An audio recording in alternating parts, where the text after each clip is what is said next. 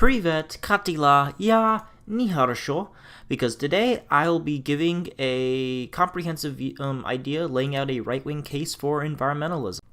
So as we know, in the modern political world, environmentalism is generally seen as a left-wing political ideology, and as politics has become more polarized, we have seen people resist any sort of association with the other side, which is why climate change denialism has become a major thing, which I find really dreadful, as I believe that not only is there a right-wing case for environmentalism that we as the right can embrace, but it is a natural idea that fits squarely within right-wing thought. So first, what is environmentalism? Well, in broad terms, environmentalism is an idea maintaining that the protection of the environment and improving it and maintaining a sustainable harmony between man and the nature around him should be desired and sought after, and that the welfare of the ecosystem around should be held in high regard and protected, and that the practices we use as human beings should reflect a more sustainable model that does not harm the environment. So let me do a little bit of a thought experiment to get the mind jogging a little bit.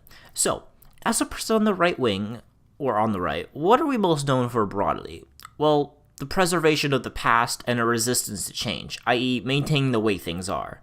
So as conservatives, reactionaries, or whatever right-wing ideology you subscribe to, we typically hold that the traditional family unit should be preserved, the national sovereignty of the nation should be preserved, and the nation itself, so nationalism, that the traditional institutions of society should be preserved, so in the UK that would be, like, say, the monarchy, a support for traditional social mores, customs, and values, typically through a particular religion. In the West, it's Christianity. Preserving the cultural and ethnic identity of nations, a preservation of hierarchy and fighting against communism.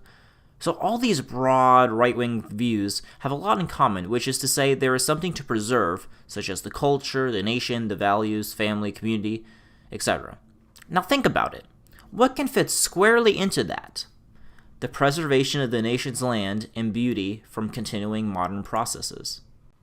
Let's say you're a Danish right-wing guy. You want to protect Denmark's ethnic identity, its culture, its language. Wouldn't it make sense that you want to, as a steward of the land that you so fiercely defend, that you should fight to preserve the nature around you? You defend the blood of your country, now defend the soil. Because protecting the soil of your country is perhaps the most tangible thing we on the right can fight for, while lots of what we fight for is less tangible or something that, like, less things we can grasp, like say the culture of our country. Protecting and preserving our country's land so we can hand it down to our descendants is something we can hold with our own hands, that we could see around us. We want our rivers to be clean and air that we can breathe, and at the crux of it, right-wing environmentalism stands firm against the force of so-called human progress, and that we need to maintain a natural, orderly harmony with nature. This logic is the same when we try to preserve the changes in our country's identity, our culture, our social mores, etc., etc.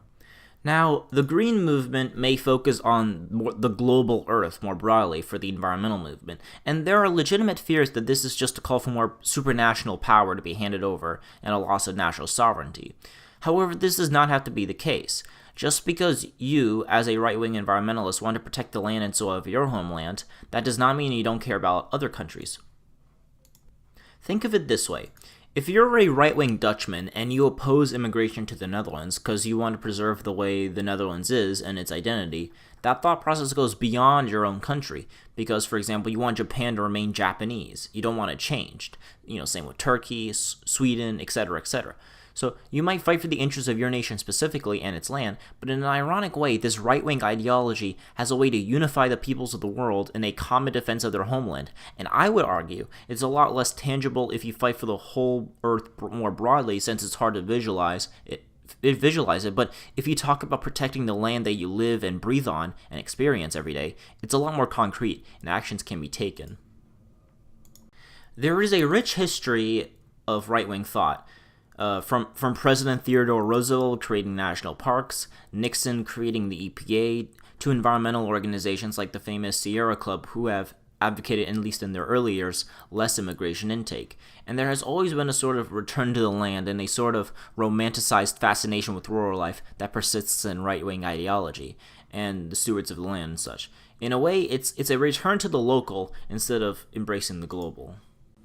There is also a deep cultural and religious views in America. It is known as a common ethos that we inherited an untouched, beautiful landscape, and it is our duty to preserve it. So as we stated before, the idea of preservation for modern progress forces is just simply a common American ethos. In Christianity, we can point to many verses calling for us to be stewards of the land, and it is our duty to nurture it and live in balance with God's creation, aka mankind's natural state, instead of progressing out of that state. Sound familiar on any other issues related? Now, for our libertarian buddies, I will make an argument for the more capitalist market type of right wing. I don't care about the nation's soil or culture. Why should environmentalism concern me? Well, here's why. In libertarian philosophy, private property is held as a top-tier value, and that adults can voluntarily exchange on their own terms. However, what if what you produce and do harms me indirectly? This is an externality.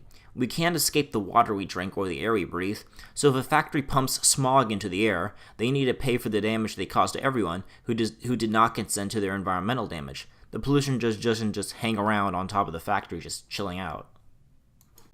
So, since climate change is real, according to the scientists, and the massive effects that it is causing have an effect on all of us and harm both our personal autonomy and private property, it is fair that we level a sort of carbon tax, and we use the funds to counter this negative externality.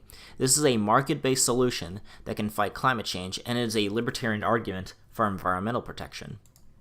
So as we can see, from market capitalism to the virtues of blood and soil, it is the natural home of the right wing to preserve the environment for environmental protection. The protection of our land and the preservation of our ecosystem should not be monopolized by the left wing. This should be a common goal for everyone, both right and left. But I hope this video shows a right-wing reason for you to preserve our common nature and soil. If you are skeptical of the environmental effects of climate change, I will suggest a channel by the name of Potholder54. He has done wonderful work on addressing any concerns you may have, and has a whole series dedicated to climate change. Not only that, he has 2 videos called, quote, A Conservative Solution to Climate Change, and he has a badass Australian accent to boot. I hope you enjoyed. Be sure to subscribe to my channel and check out my Patreon and like this video and comment if you liked whatever your thoughts are. So aim high, wander on, from America with Russian love.